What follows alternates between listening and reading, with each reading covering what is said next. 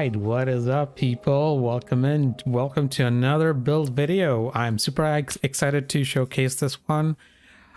This is a build that I've been using on Apocalypse with a buddy, and it's been really strong, and I have barely died. So all right, let's get started. So before I get started with the actual build, I want to talk about the expectations of what this build is for, what it does, what it doesn't do, so I don't, so you have a clear idea of what exactly what this build is for. So first of all, this is a co-op build. You are playing a support character and your damage is not the best. You are, however, very difficult to kill, and you are actually very tanky, as you saw in the montage before. So let's get started. Your primary role is to heal yourself and your team members and keep them alive no matter what. In the clip you saw, we were fighting the Red Prince, and even with 5 stacks of curse, both of our HPs were halved. It was still so difficult to kill me. That's how insanely good this build is. Anyway, so let's get started. First of all, we're gonna equip the medic class as a primary. Why? Because of our prime perk. After restoring 250 health to us or allies, we gain a spent relic charge. This is going to be crucial to top off our relic charges in fights. The more we heal, the more charges we gain back. So this is really important. Our secondary class would be engineer. Now, simply because engineer has a couple of perks innate that is really useful for us, and the turret actually kind of helps us with the DPS. Our DPS is going to be very low, so this kind of helps us. This turret also helps us with ammo generation and also a little bit of defense with this magnetic field. Heavy weapons grant 15% damage reduction as long as you're standing next to your turret. It's really crucial.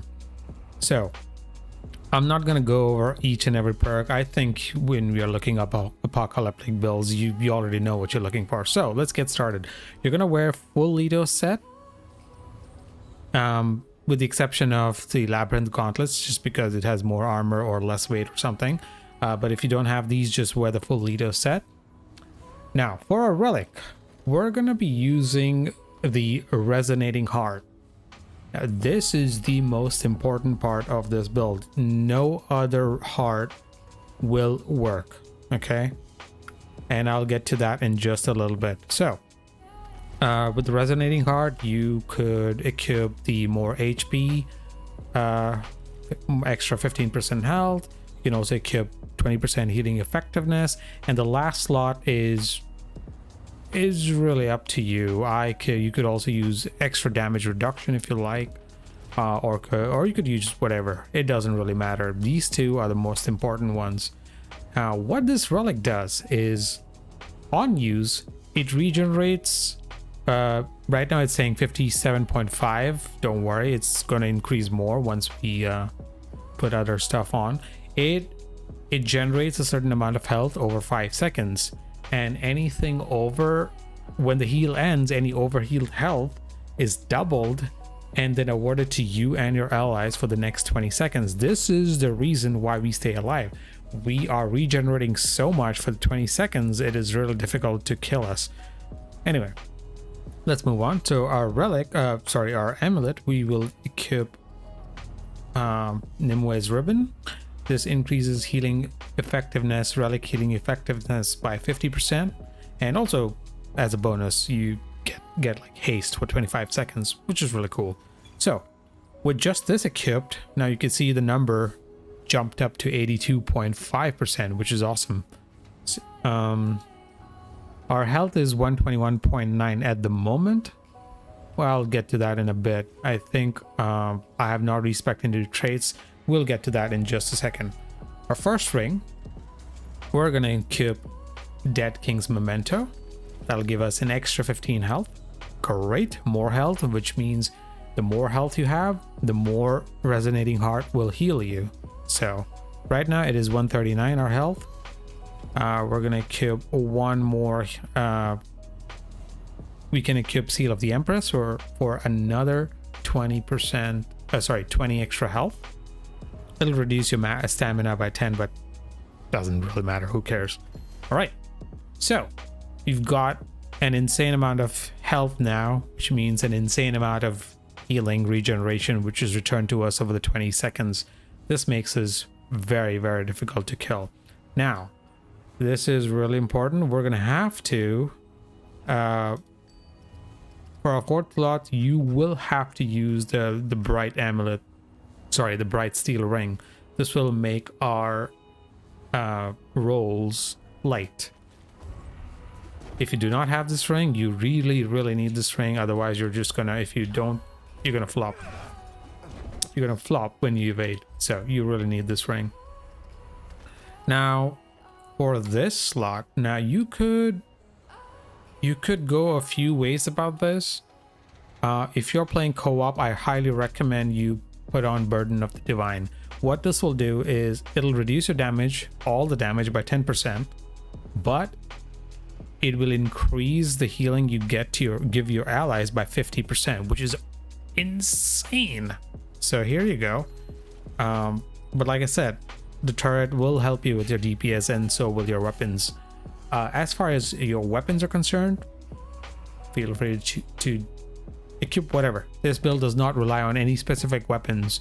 Go use whatever you want. I personally use the black maul with the corrosive rounds and twisting wounds. So whenever I get a headshot, I not only do extra damage, I also apply bleeding, and the corrosive round helps with the DPS. And for the sidearm, I actually use the it doesn't really matter. I use this MP60 because it's got decent DPS, but I also use the Song of Aether mod, which basically slows down everything in a big radius. So if you're overwhelmed with elites and a bunch of mobs, this is really good. It'll help you out with some sort of crowd control. All right, let's get into our traits. I've respec, so you get Fortify and you get Triage, which we really need just from equipping the Engineer and Medic. So we're gonna put maxed out Regrowth for the regeneration, which will help us out. Of course, we're gonna max out Health, and we're gonna max out Spirit just to get the mod regeneration, mod power regeneration, because we really are depending on any sort of extra DPS that we can get, right? So the corrosive rounds will really help us with our DPS. Now, and you could also get 10 points in Barskin for an extra 10% damage reduction. Now we have 28 points available. Honestly, this is it. This is all you need. You have 28 extra points. You are free to put them in whatever else you want. This is all you need for the base build. This is why this build is so versatile. You could, you want more ammo reserves, go for it. You want handling, go for it. Doesn't really matter. I personally would put Siphoneer for that little extra HP regen, lifesteal that rather.